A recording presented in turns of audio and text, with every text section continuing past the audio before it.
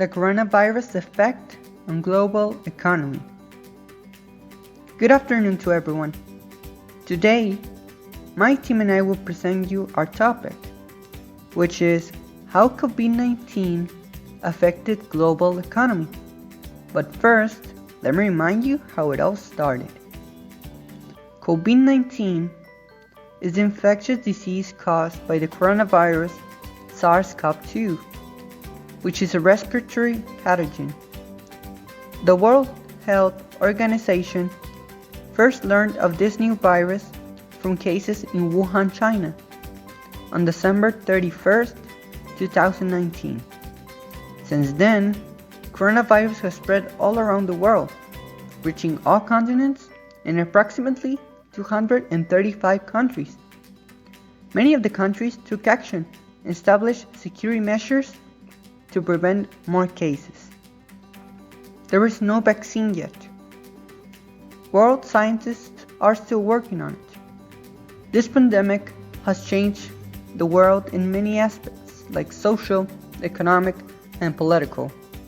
We are going to focus on the economic impact in the world. The COVID-19 pandemic has spread with alarming speed, infecting millions, and bringing economic activity to a near standstill, as countries imposed tight restrictions of movement to halt the spread of the virus.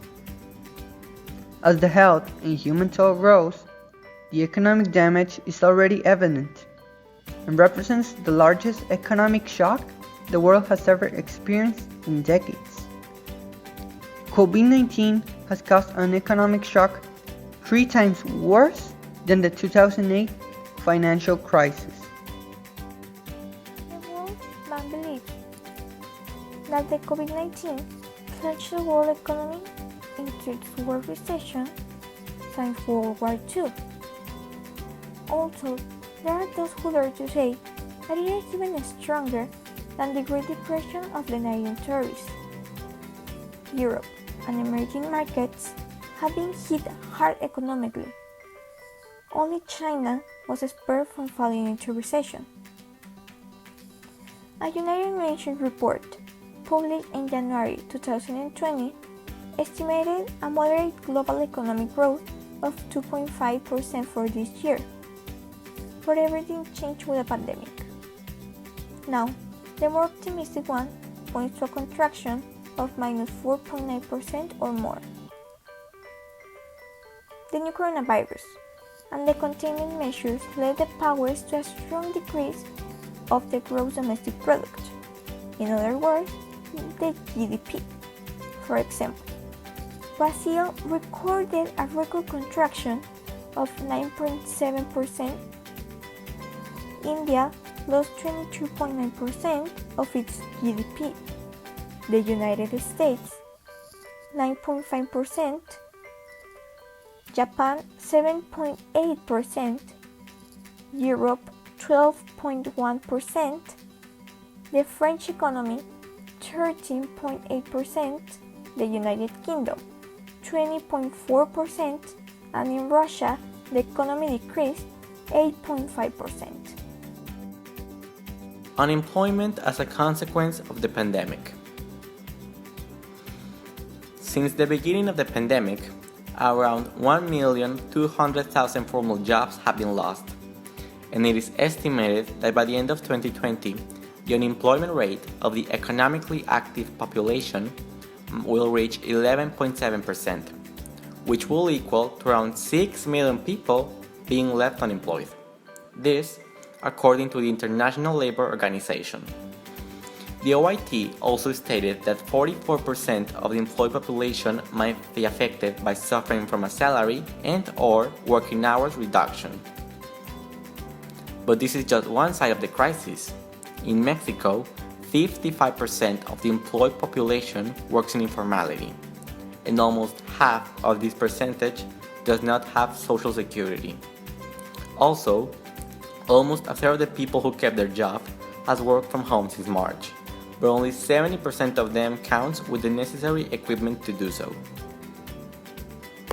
And still, this crisis has not affected everyone equally. Mexican women are the most affected group by unemployment, with around 3.2 million women losing their job, and almost 2 out of every 3 jobs lost belonging to female workers. But at the end, not everything has been bad. Of the 12.5 million people who were left employed because of the pandemic, 7.1 have gotten another job. In other words, 53% of the lost jobs have been recuperated. But even so, this means there are still 5.3 million jobs that have not been recovered. Consequences of the economic downturn. Global stock markets experienced their worst crash since 1987, and in the first 3 months of 2020, the G20 economies fell 3.4% year-on-year.